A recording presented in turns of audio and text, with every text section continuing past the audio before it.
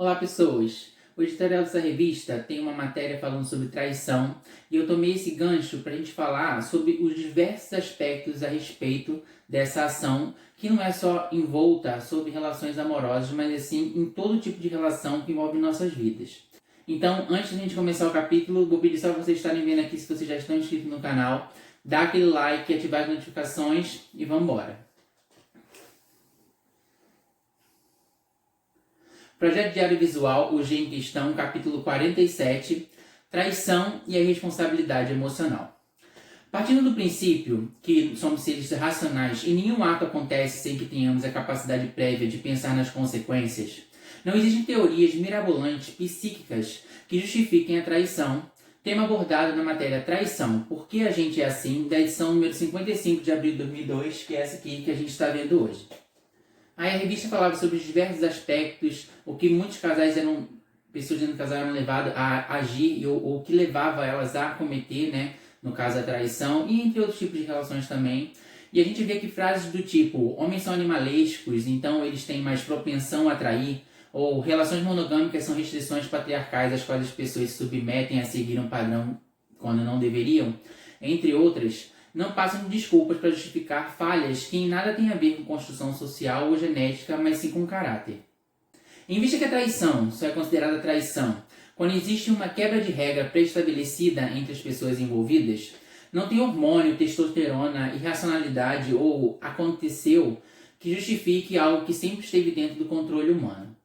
Porque qualquer tipo de relação, seja ela de amizade, profissional, amorosa, monogâmica, poligâmica ou qualquer outro tipo que seja, houve no começo de tudo a responsabilidade das pessoas se comprometerem com o que estava sendo acordado.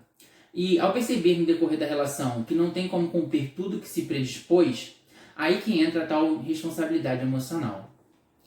Nossa mente muitas vezes nos auto-sabota, nos levando para a dinâmica do tipo, mas eu sou carente, minha autoestima é baixa, se eu não me vingar eu não supero. E por isso, em muitos capítulos, eu falo sobre a resposta para a maior parte dos nossos problemas, que é o autoconhecimento.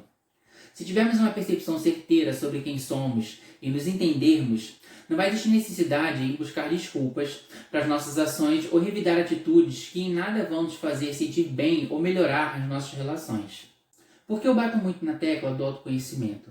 Porque a gente vê muita gente, às vezes, se forçando a entrar em tipos de relações que a gente tem meio que massificada como ser o certo socialmente a se viver.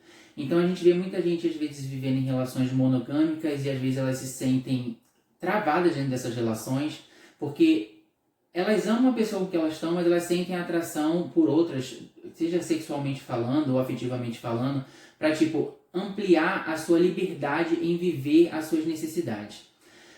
E às vezes o problema não está em você querer ser monogâmico ou você querer ser poligâmico, o problema está em você não se autoconhecer para começar a se relacionar com pessoas que têm os mesmos propósitos que você dentro de uma relação.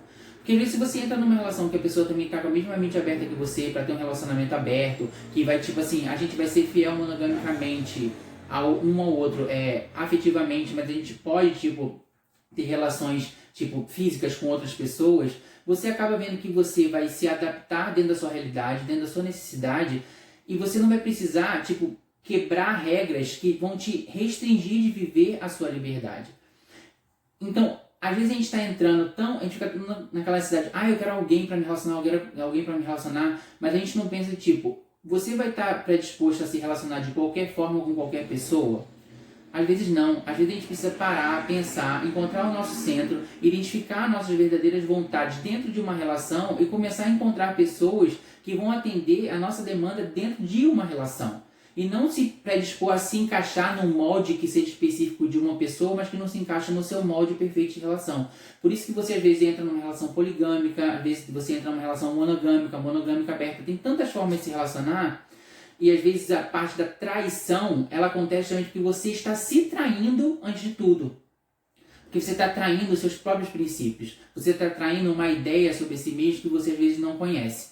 Então é muito importante a gente se autoconhecer, porque a gente vai começar a ter relações muito mais saudáveis, sabendo justamente o que a gente quer, para a gente não precisar quebrar regras pré-estabelecidas na relação que a gente está entrando e não magoar uma pessoa que a gente se importa tanto, porque aquela pessoa não está no mesmo nível de entendimento de relação ou não quer o mesmo tipo de relação que a gente às vezes busca pra gente mesmo. Eu sempre acreditei na teoria que a melhor vingança é viver bem. Então, é muito importante que a gente possa, ao máximo, ser corajoso, transparente em nossas relações, pois é muito mais válida uma verdade que machuca, que cria laços de confiança, do que mentiras que podem destruir vidas e a admiração construída por alguém que é muito importante para nós. E isso sim é que é ter responsabilidade emocional, que independente de termos as coisas da forma que queremos, cuidarmos do próximo, sejam quais forem as circunstâncias. E agora a pergunta do Rafa. Você já traiu ou foi traído? E que conselho você daria para alguém que traiu e está arrependido? Bom, se eu já fui traído, eu não sei. Nunca me chegou aos ouvidos nada disso, até porque eu não tive muitas relações durante a minha vida. E traição nunca aconteceu também. De eu trair alguém nunca aconteceu. Eu sempre preferi terminar as minhas relações, conversar, ser transparente quando eu estava começando a sentir atração por algum outro tipo de pessoa, porque isso já aconteceu dentro de uma relação minha. Então, como eu senti que eu não estava mais conseguindo atender as necessidades dentro da relação, eu preferi tentar conversar com a pessoa, terminar a relação e tentar ver se dava alguma coisa com outra pessoa que eu estava me sentindo atraída.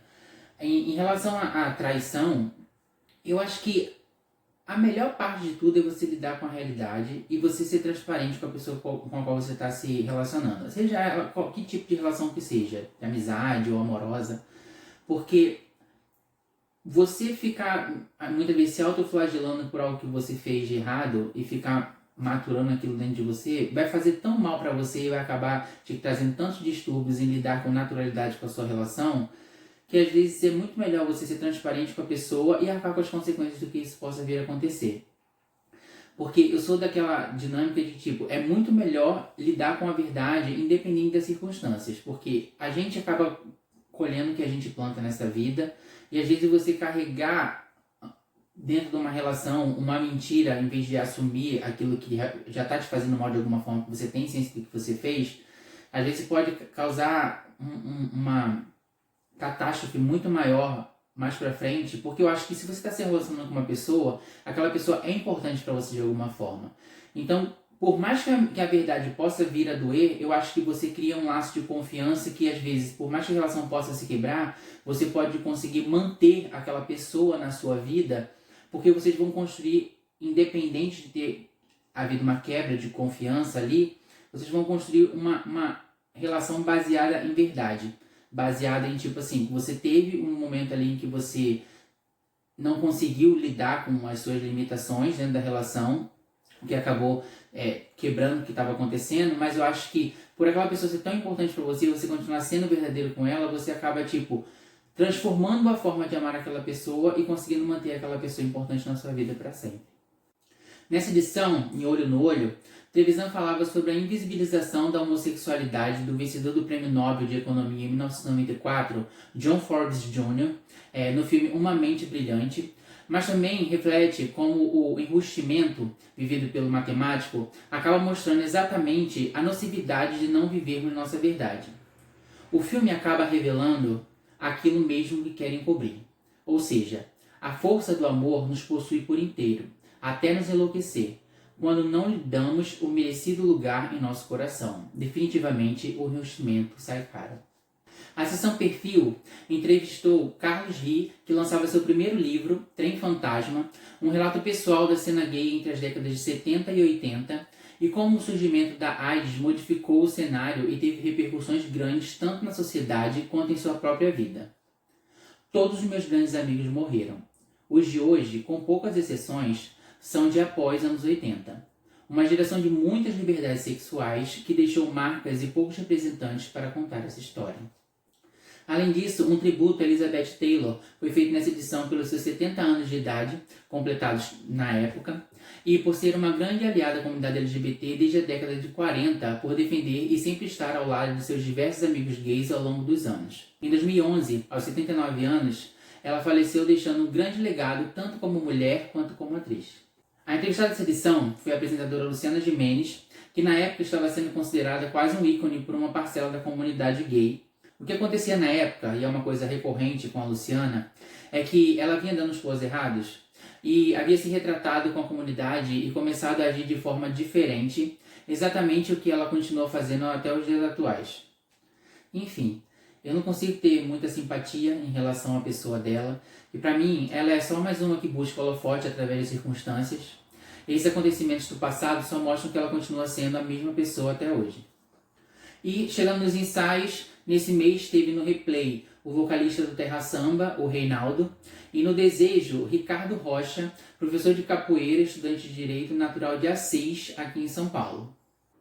O ensaio de capa foi com Renato Viana, na época Papaquito da Xuxa, que também atuava como modelo e ator com seus 21 anos. Hoje é um famoso cabeleireiro, diferente na época do ensaio, com várias tatuagens pelo corpo, mas tão bonito quanto antigamente, e assim a gente termina mais esse capítulo. Eu sei que a temática de traição é bem delicada, porque é difícil às vezes a gente pensar, tipo assim, é fácil você falar quando você não está vivendo aquilo. E realmente é muito fácil a gente falar quando a gente está de fora. Então, quem tem mais propriedade de falar é quem já vivenciou isso, quem já passou por isso, ou que foi traído ou que já traiu, e saber as circunstâncias que levaram a isso. Se vocês já passaram por isso, comenta aqui embaixo e como é que foi esse dilema na vida de vocês e como isso ajudou vocês a se autoconhecerem, a se ajudar, a evoluir, se tornar seres humanos melhores e ver que trabalhar com transparência como ajuda mais na relação interpessoal entre as pessoas que a gente se importa tanto. Então, gente, antes de ir embora, eu quero agradecer vocês e pedir para vocês verem se já estão inscritos no canal. Se não tiver, se inscreve aqui embaixo, deixa aquele like, ative as notificações. Meu Instagram está aqui embaixo, se quiser interagir lá, pode ir lá também. Comenta bastante, pra vocês verem que esse assunto pode ser interessante para alguém que você conhece. Compartilhe o vídeo e a gente se vê semana que vem. Até já já.